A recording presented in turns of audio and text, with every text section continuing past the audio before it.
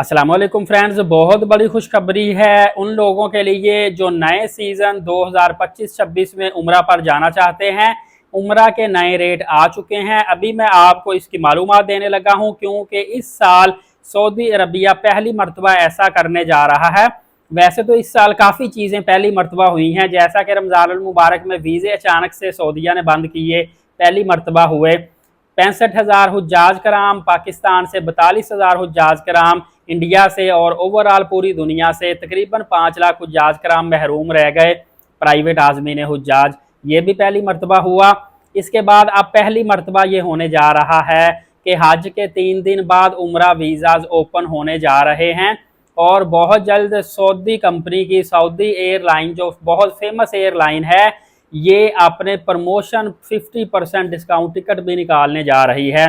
जो लोग पूछते हैं कि सबसे सस्ता उम्रा किस महीने में होता है, तो आपको बताता चलूँ, सबसे सस्ता उम्रा जब सऊदी एयरलाइन की 50% डिस्काउंट की प्रमोशन निकलती है तब ही होता है और ये प्रमोशन अनकरीब निकलने वाली है। बहरहाल ये टॉपिक कहीं और चला जाएगा। मैं आपको उम्रा वीज़ा का रेट बताने लगा हूँ। 520 रियाल का उम्रा वीज़ा होगा जो मैक्सिमम 1 महीने के लिए उम्रा पर जाएगा।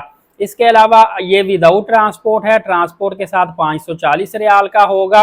और जिसने 3 महीने तक का उम्रा वीज़ा हासिल करना है उसके लिए ये फ़ीस 600, किसी ट्रैवल एजेंट से 650, किसी से 700, किसी से 750, ये वेरी करेगी क्योंकि ज़्यादातर ये होता है कि 3 महीने पर जो बंदा उम्रे पर जाता है वो रिटर्न टिकट नहीं करवाता।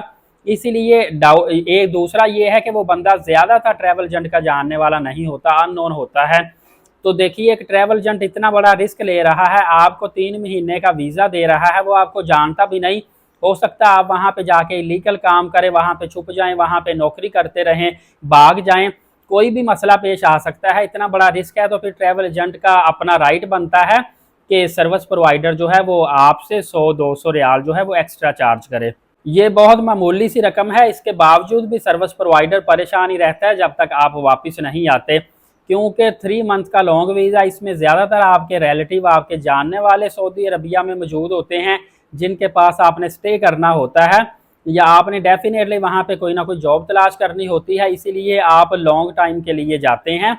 अदरवाइज़ मोस्टली लोग जो है वो 28 दिन के लिए मैक्सिमम उम्रा पर जाते हैं, इससे ज़्यादा उम्रा पर नहीं जाते। फ्रेंड्स, जो इन्फेंट बच्चा है जिसकी उम्र 1 दिन से लेके सिर्फ 2 साल तक की है, उस बच्चे का भी 500 रियाल का वीज़ा है। काफ़ी लोग पूछते हैं कि गोद लिया, जो गोद में बच्चा होता है, छोटा बेबी बोर्न जो समझ लें, क्या उसकी वीज़ा फ़ीस होती है? तो वीज़ा फ़ीस उम्रा की हर एक के लिए होती है और तकरीबन सेम होती है।